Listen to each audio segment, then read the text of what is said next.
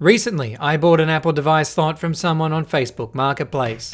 Included in it was this iPad Air. It powers off when unplugged, has a crack to the glass and an expanding battery that started to lift the screen and cause a colourful pressure mark on the display.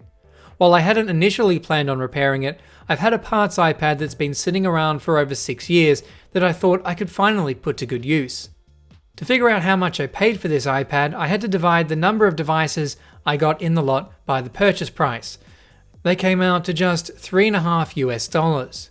So this iPad practically cost me nothing, but it's also not worth a great deal, so using some e-waste parts, we're going to get it up and running on the cheap. Like with every iPad model, it's over to the heat plate for a few minutes to help soften the adhesive holding the Digitizer to the housing. Typically, you need to use a suction cup to lift the display, however the expanded battery has beatness to it, so I can skip that and get to working the pick around the perimeter to separate the adhesive. Cheap iPads still have their use for the right person, whether for a child or specific use case. For example, I use one as a teleprompter. It doesn't need updates or modern app support. If you're using an old device for an interesting purpose, let me know because I'd be interested in seeing possible ways of reusing old devices creatively. Watching the display crack so easily as I work my tool around, I can guarantee this is already a replacement. The original glass Apple uses is quite flexible, whereas replacements are typically more brittle. Lifting the Digitizer to the right reveals the LCD below. One of the biggest advantages to older and some of the cheaper iPad models is the glass remains a separate component to the LCD.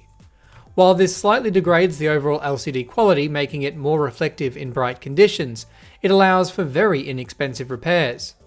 Had this been a slightly newer iPad, such as the Air 2 or an iPad Pro, the repair cost would have far exceeded the value of the device. But the replacement for this iPad is just around $20.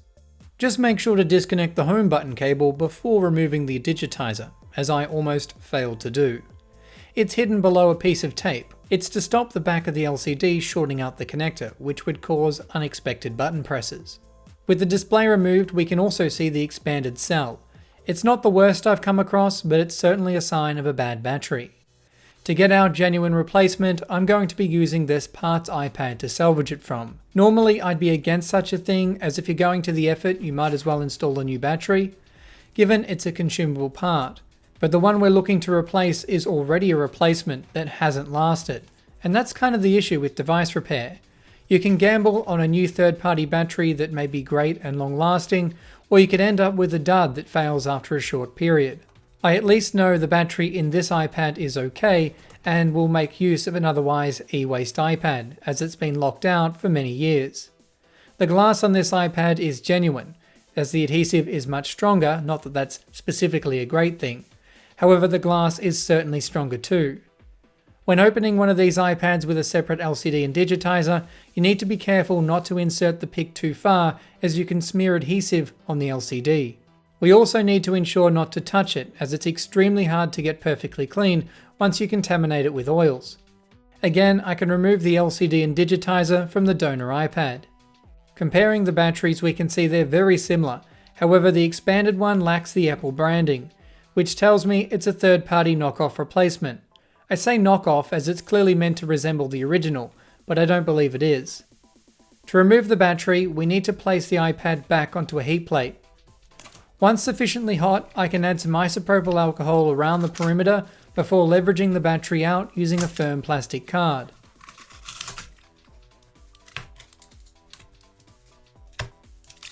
The battery connects via pogo pins on the underside of the logic board, so gently prying up the board will allow it to come free, being mindful there's an alignment post that it needs to be lifted past.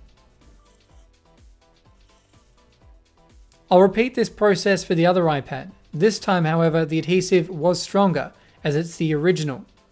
So I'll be using the aid of a suction cup too, therefore preventing the plastic card from bending and deforming the battery. With everything sufficiently heated and using the proper tools, this isn't as hard as I once thought it to be. It is still a very inconvenient but manageable process. And getting the battery out without damaging it means we can safely reuse it. Back to our good iPad, we can prep it for the new battery. That will involve the replacement of the adhesive. You can typically get away with reusing battery adhesive, however, given that this iPad is on its third battery, it's best if I replace it. If you have the battery out, it's also a fine opportunity to remove the adhesive which once held the glass in place. This will allow you to be more stern with your removal, as there's no longer the risk of puncturing the battery. However, I managed to remove 3 sides of the adhesive while forgetting the 4th, the side the battery butts up with. My bad. Regardless, the new adhesive can go in for the battery. Nothing special is required as it's only to hold the battery in place. Once applied, the replacement battery can be fitted, being sure to align its connector first with the post under the logic board. Only after pressing it down into place I realized my earlier mistake. So much for removing all the adhesive prior to installing the battery. Now I have to go carefully, being sure not to stab it with my metal jimmy tool. Next, the replacement Digitizer can be prepped for installation. This is the only new part I'll be using, as the donor iPad also had cracked glass. It includes a replacement home button, but it lacks the rounded square graphic usually found on Apple's home button. It doesn't look great without it, so I'll salvage the old one and fit it to the new Digitizer. It does, however, come with adhesive already fitted, so that's a plus. Both Digitizers are from the same manufacturer, and judging by the logo, it would date from around 2019. The home button bracket and its cable are both glued to the underside of the glass, so you need to be careful not to slip with your tool and tear it off. The home button features a rubber ring around it, which is to keep it from spinning. Usually I just replace this, however I unfortunately don't have any that fit iPads. So I'll have to revitalize this one by spreading a tiny amount of adhesive around the perimeter of the rubber gasket. If you attempt this, you need to be sure it doesn't glue the button itself into place, or your home button won't work. But if done right, this will prevent the home button from spinning around.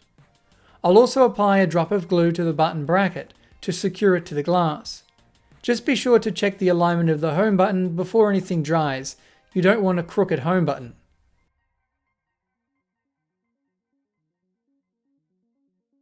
With the battery isolated, I'll attach the new Digitizer. There was an extra piece of protective tape that someone had stuck to the logic board. What was it for? Well, it's actually for the home button connector. The one on there now is larger and is supposed to be stuck over this piece of copper on the cable. The LCD is also a replacement, which suggests this iPad had quite the damage at some point. Once it's plugged in, I can use a large spare battery I have on hand to hold the screen out of the way while we fasten the screws.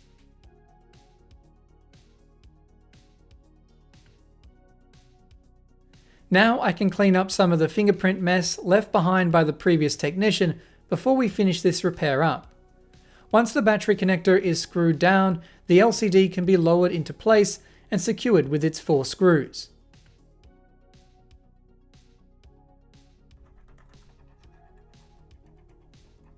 Preceding, the display can be cleaned with a cloth and air to remove any contaminants before the touchscreen is lowered into place for a test. This is the most important step of any iPad repair, because you don't want to seal it up only to realize something isn't working. Or worse still, you forgot to screw the LCD into place. That one I've done before. It's not fun. Trust me.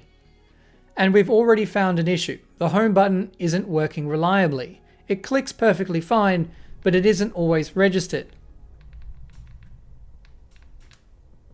Pressing more firmly doesn't make any difference, so I think it's down to the flex cable. In fact, if I hold it near where it bends, it begins working again. So I'll have to disassemble the iPad to replace it. This isn't a big deal as we didn't seal the device up before testing it. I did attempt reconnecting the cable just in case it was a connection issue. However, it still didn't work reliably. With the cable removed, I can't see any physical damage or tears, so it must have been a trace broken internally in the cable. Judging by the blue protective film still present on the cable, this was already a replacement. I'll need to clean up the adhesive I installed before the replacement is fitted. One thing this has demonstrated is the effectiveness of the adhesive I'd used.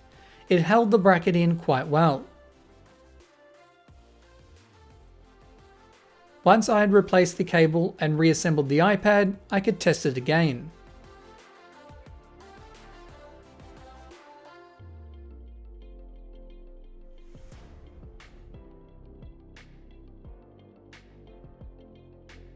This time the home button is working perfectly, along with the touchscreen.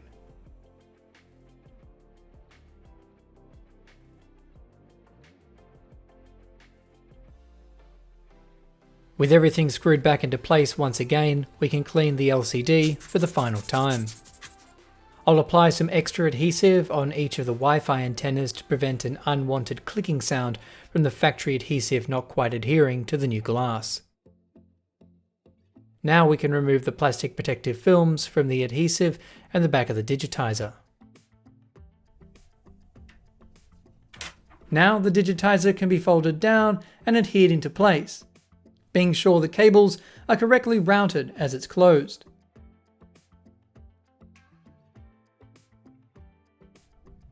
I'll also take the time to clean the charge port and speaker grills, as the charge port had connection issues from dust preventing the charger from making a proper connection.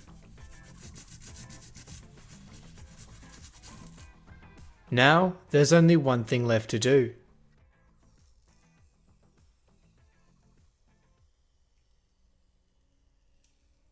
And we're done. So this is it, an iPad successfully repaired using an e-waste device. Its battery saved this one from ending up with the same fate. The original battery has only 50 cycles and is at about 90% health. I have a plan for the donor iPad, a small modification to the logic board, and it may become somewhat functional again. But I'll experiment with that one another day. If you have any creative uses for old devices, let me know, and I might test them out in a future video. And on that note, this has been a Hugh Jeffries video. If you like what you saw, consider subscribing and check out the device repair playlist for more videos just like this one. And if you're looking for any used devices, be sure to check out my online store, link for which is down the description. That's all for this video, and I'll catch you guys next time.